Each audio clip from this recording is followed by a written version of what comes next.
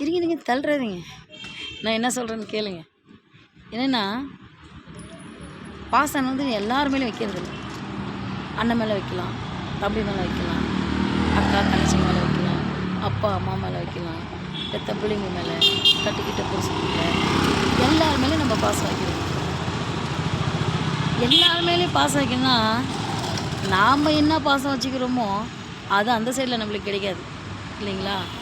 சே பாசமே இல்லை இவங்ககிட்ட நம்ம என்ன பேசுகிறேன்னு கொஞ்ச நாளைக்கு அப்புறமா நம்மளா விட்டுருவோம். நம்ம மேலே யார் பாசம் வச்சுக்கிறோமோ அவங்க மேலே நாம் வைப்போம் இல்லைங்களா? இப்போது என்னடா பாசத்தை பற்றி பேசுகிறாங்க.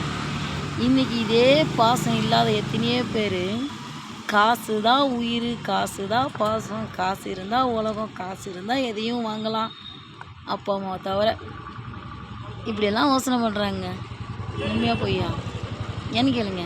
காசு இருந்தால் தான் அண்ணன் வராங்க, காசு இருந்தால் தான் அக்கா வராங்க, காசு இருந்தால் தான் அண்ணன் தங்கச்சி தம்பி அப்பா அம்மா பெத்த பிள்ளைங்க வரைக்கும் காசு காசு காசு பிள்ளைங்களங்க.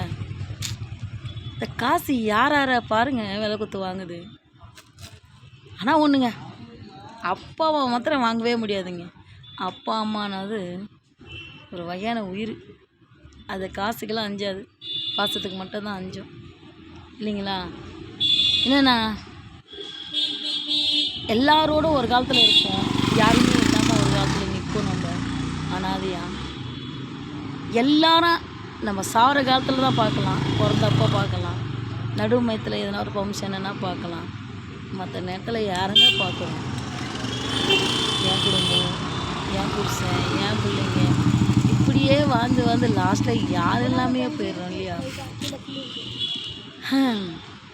நான் சொன்ன ஸ்டோரி பிடிச்சிருந்தா பாருங்கள்.